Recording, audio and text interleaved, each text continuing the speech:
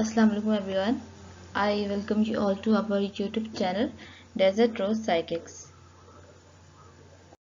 आज हम क्राइम से रिलेटेड कुछ न्यूरोलॉजिकल थ्योरीज पर डिस्कस करेंगे। जो न्यूरो थ्योरी है, न्यूरोलॉजिकल थ्योरी क्राइम से रिलेटेड, उसमें इस चीज़ पर डिस्कशन होगी कि सेंट्रल नर्वस सिस्टम की फंक्शनिंग का और उसके स्ट्रक्चर का क्रिमिनल बिहेवियर के साथ क्या लिंक है।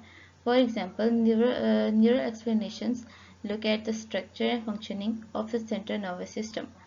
जो नर्वस सिस्टम किसी भी पर्सन का होता है, उसकी फंक्शनिंग और उसके स्ट्रक्चर का क्रिमिनल बिहेवियर के साथ लिंक देखना जो है, ये हम न्यूरो की थ्योरी में डिस्कस करेंगे. There are several regions of brain that criminologists and neurologists have focused in modern biological studies of crime. जो प्रीवियस स्टडीज रह चुकी हैं इससे पहले, उसमें काफ़ी सारे क्रिमिनोलॉजिस्ट और न्यूरोलॉजिस्ट ने इनको स्टडी किया है कि ब्रेन की डिफरेंट रीजन्स का और बायोलॉजिकल जो भी इनके पर्सपेक्टिव्स होते हैं उन सब के बारे में. The cerebral cortex make up the outer part of the brain. जो आउटर पार्ट ब्रेन का सेरेब्रल कॉर्टेक्स से मेड अप होता है and is divided into left and right hemispheres, जिसके 2 हेमिस्फीयर्स मतलब होते हैं कॉर्टेक्स, सेरेब्रल कॉर्टेक्स के. Each hemisphere has 4 lobes.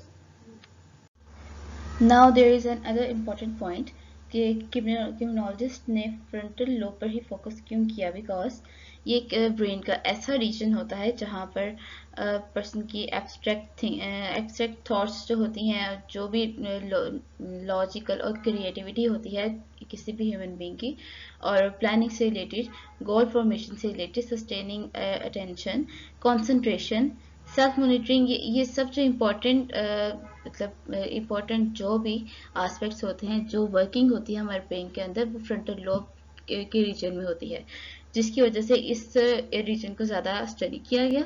उसके बाद एक दूसरा पॉइंट था कि जो न्यूरो साइंटिस्ट थे उन्होंने इस चीज़ को भी स्टडी किया कि केमिकल्स जो हमारे ब्रेन में होते हैं, जिन्हें न्यूरो ट्रांसमीटर कहा जाता है, उनका हमारे थॉट्स पर और हमारे इमोशंस पर, हमारे बिहेवियर पर क्या उनका इन्फ्लुएंस आता है.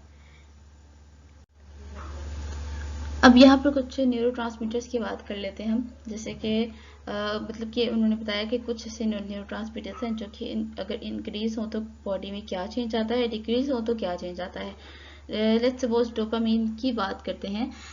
इसमें अगर एग्रेशन लेवल पर्सन का यानी कि डोपामीन का लेवल अगर बढ़ेगा, बॉडी में इंक्रीज होगा, तो एग्रेशन जो है वो पर्सन में ज़्यादा आना शुरू हो जाता है, वो अग्रेसिव हो जाएगा, ज़्यादा क्रिमिनल बिहेवियर शो करने के चांसेस होते हैं.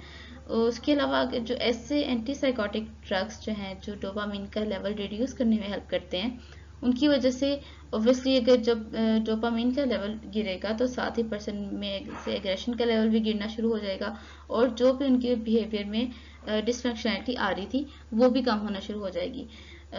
फिर उसके बाद नेक्स्ट न्यूरोट्रांसमीटर जो है न्यूरोपेनेफ्रिन, इसकी वजह से जो है वो एग्रेशन, अगर इसका लेवल बढ़ेगा तो एग्रेशन का लेवल भी यानी कि पर्सन में वो इंक्रीज होना शुरू हो जाता है. और फिर न्यूरोपेनेफ्रिन का रिड्यूस अगर लेवल हो जाए अगर बॉडी के अंदर, तो उसकी वजह से पर्सन एंटी सोशल बिहेवियर की तरफ जा सकता है. यानी कि चाहे ये वो न्यूरोट्रांसमीटर है जिसका लेवल अगर बढ़े तो भी पर्सन को इस चीज़ का जो है वो मतलब उसकी बैड इफेक्ट्स आते हैं, और अगर इसका लेवल गिरे तभी पर्सन में बैड इफेक्ट्स आते हैं इस चीज़ के.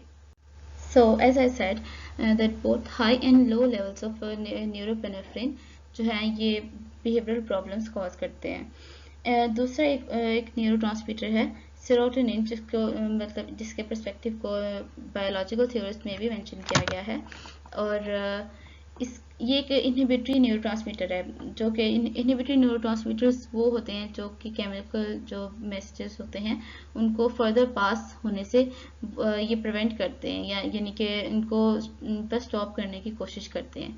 जबकि ये न्यूरोट्रांसमीटर जो है ये थ्रू आउट ब्रेन में वर्क करता है, including the limbic system and frontal cortex, यानी कि इन रीजन्स में स्पेसिफिकली इसका वर्क होता है. रिसर्चर्स ने इस चीज़ को डिटर्मिन किया है कि रिड्यूस्ड लेवल जो है सेरोटोनिन का, ये लिंक कर सकते हैं क्रिमिनल बिहेवियर की तरफ किसी भी पर्सन में. यानी कि अगर पर्सन की बॉडी में सेरोटोनिन का लेवल रिड्यूस होना शुरू हो जाएगा, डिक्रीज होगा, तो बिहेवियरल डिसफंक्शनैलिटी कॉज होगी।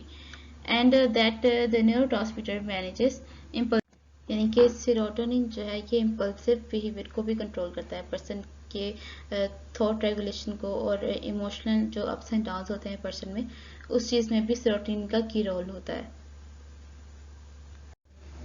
And it's done for today's video. Thank you so much for watching. Forensic psychology से रिलेटेड नेक्स्ट और भी वीडियोस अपलोड की जाएगी इंशाल्लाह। सो नेक्स्ट वीडियोस की नोटिफिकेशन के लिए आप हमारे चैनल को सब्सक्राइब करें, एंड इस वीडियो को लाइक एंड शेयर ज़रूर कीजिएगा। Stay tuned. अल्लाह हाफिज़।